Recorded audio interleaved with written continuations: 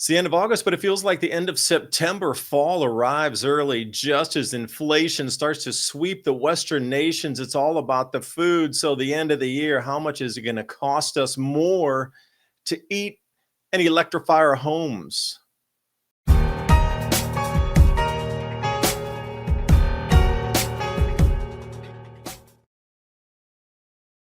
Starting off here with pivotal weather, that blue bullseye. What is that? Temperatures below normal. Absolutely. This extends all the way into Canada.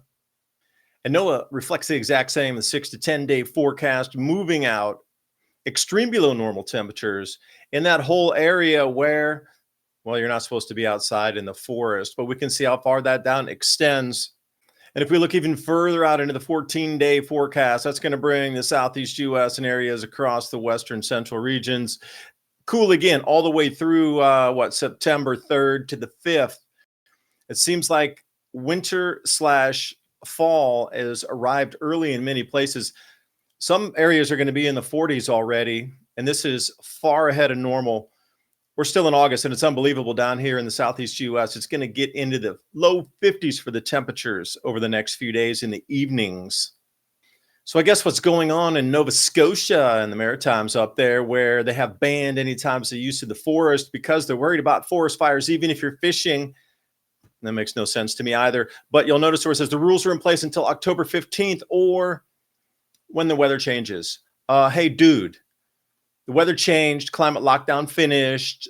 You can't say now with the above normal precipitation and the below normal temperatures coming in that it's viable that you need to keep people out of the forest. This was a test run, if you hadn't noticed it, and now the weather is going to push your test run back.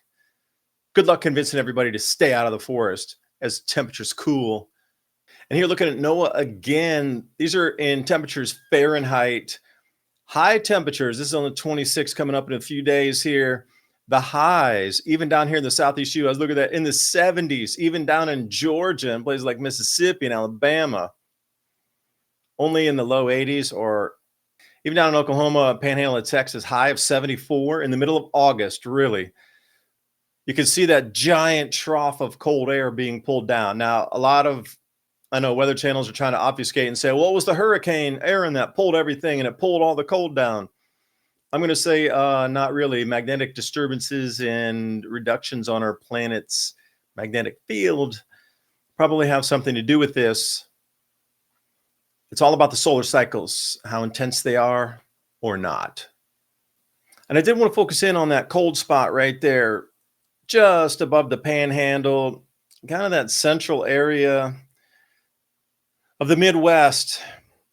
It does say 23 Fahrenheit below the normal temperatures. Now, in that blue, the darker blues, it comes down. You can see the variances. When we're into the greens, we're around 10 degrees Fahrenheit below normal. When you get into the purples, you're into the 20s for sure.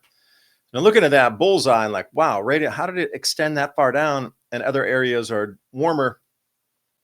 But moving out again this is a GFS model. So everywhere you're looking, it is extreme on the below normals.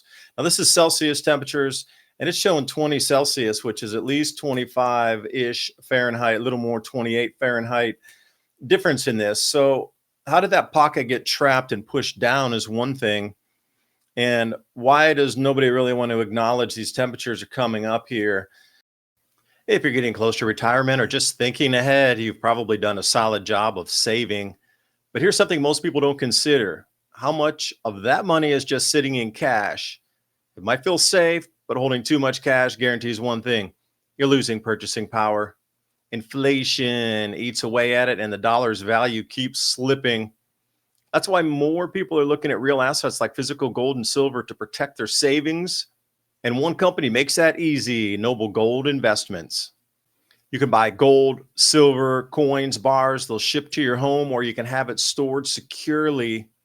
It's a smart way to convert cash into something that actually holds value. Visit 2030gold.com. That's 2030gold.com. Because when you own real assets, you own real wealth. And please remember, Noble Gold, fair, transparent. They're not going to pressure you. They're going to give you actual information and real options in which to make good decisions. Again, that's 2030gold.com. click on that link in the description box below.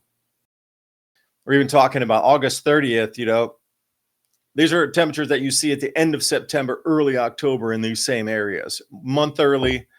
But again, precipitation is going to follow this. So if we look at the above normal precipitation, and you're going to see that right there, same areas where the 20-degree, 25-degree Fahrenheit below normal temperatures are, you're going to get these rainfalls as well. It's going to be, I would say, unstable weather is the best way to describe it.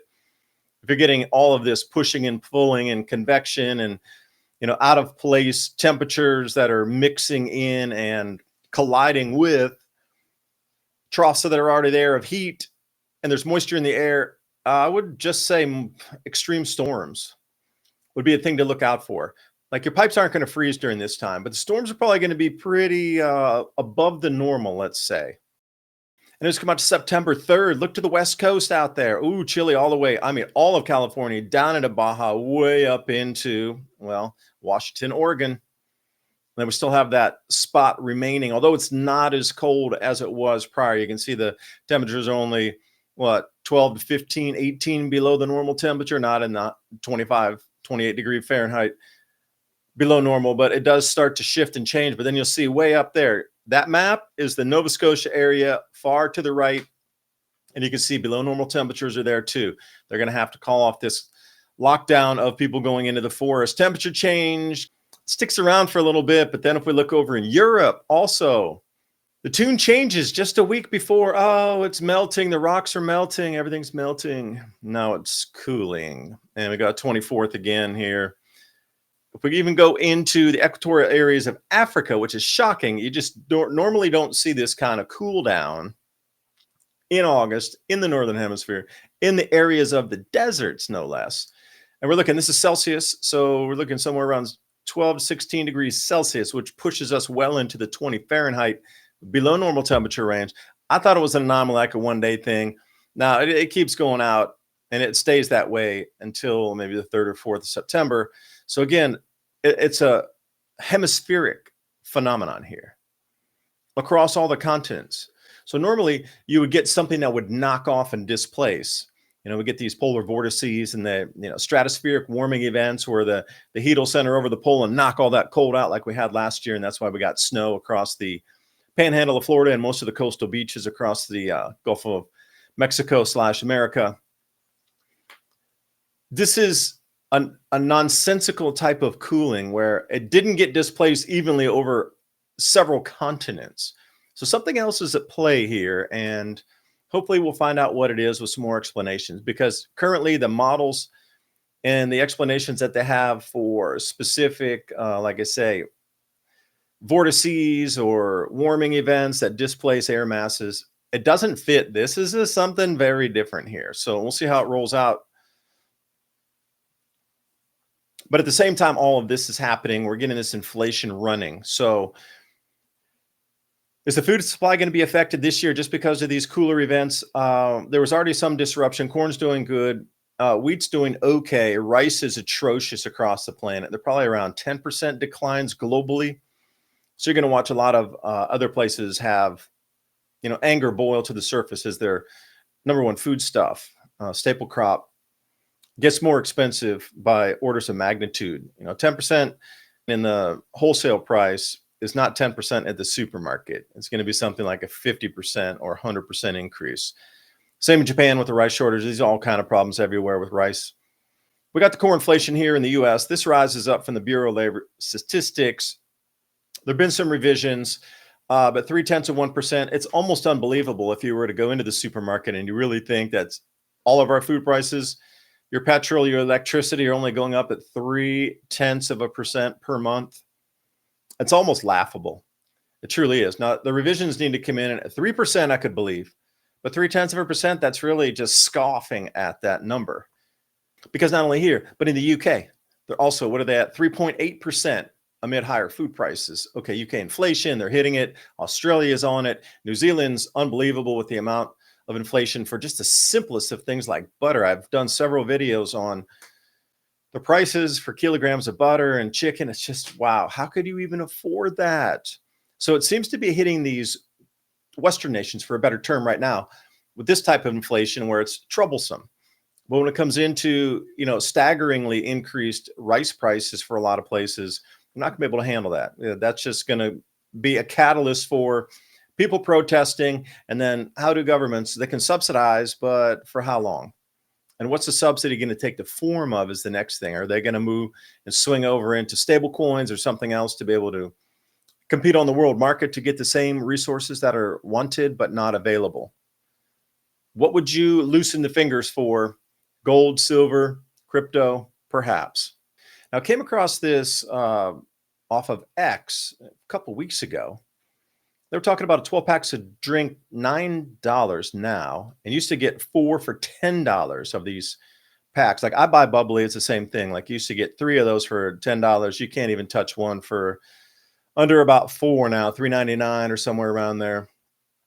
So in January 2020, I paid $7.20 for 30 items. So then she went back and recreated the same cart again. And this is in Walmart. Looking at something like $165 now. That is a 135% increase.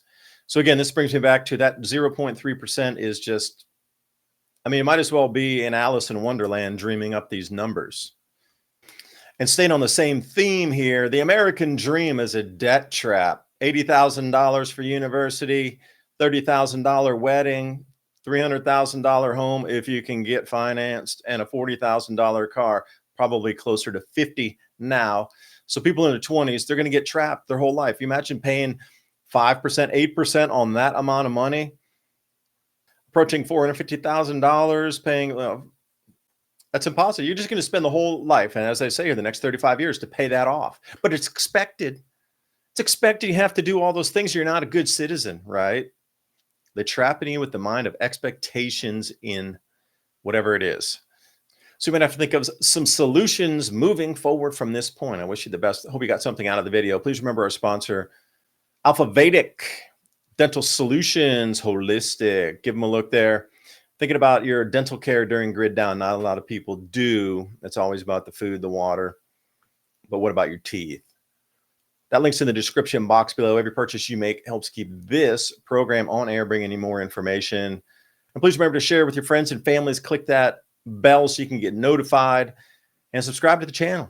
I appreciate your time. Bye for now.